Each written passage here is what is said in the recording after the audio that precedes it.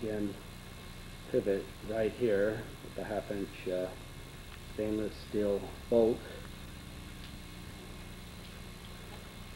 to the blade. This is only half the blade. I've got to make the other half.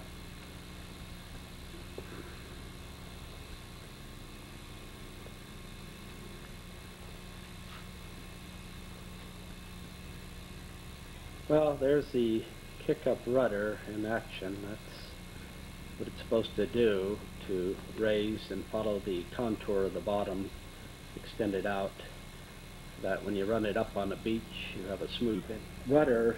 Extends out behind the boat when it's kicked up about 53 inches, but more important is the deep aspect ratio of it. It is 31 inches below the water line, or rather below the bottom of the boat. So from the bottom of the hull to its lowest point, it is 31 inches.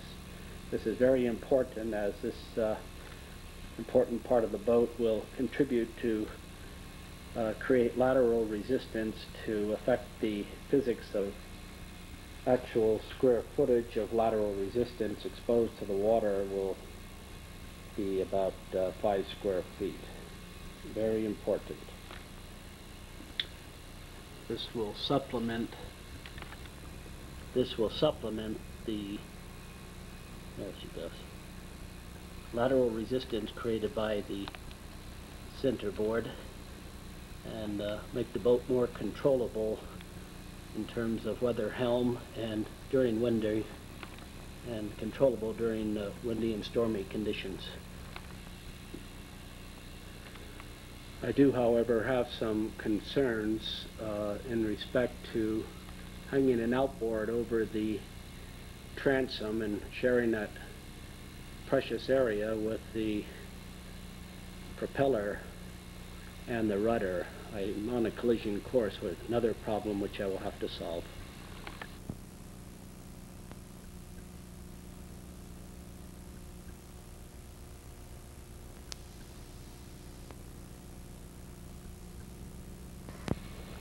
Well, it's Saturday morning at 09:22, October 12th. Still working on the rudder.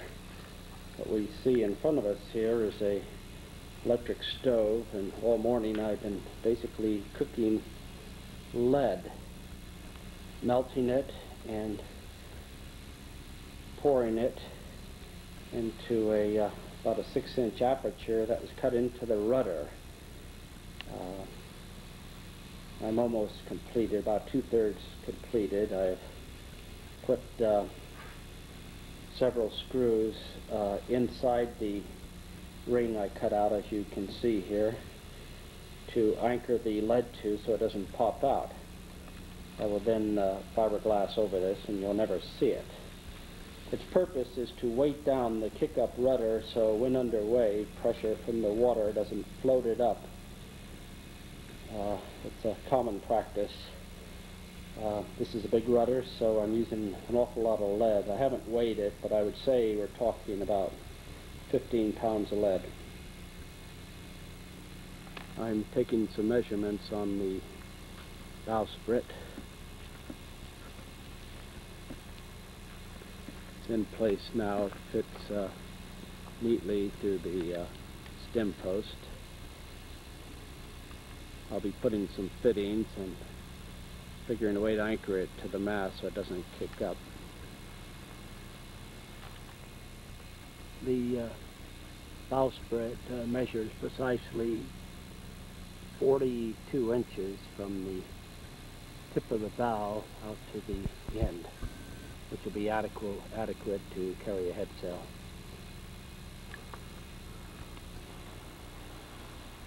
I put in the stops that will hold the removable bowsprit in place. They're held in place with two 2-inch number 12 silicon bronze screws and clamp. We'll see how it works. Also, it should be noted that I'm starting to put certain fittings on. There's the ring for the bob stay,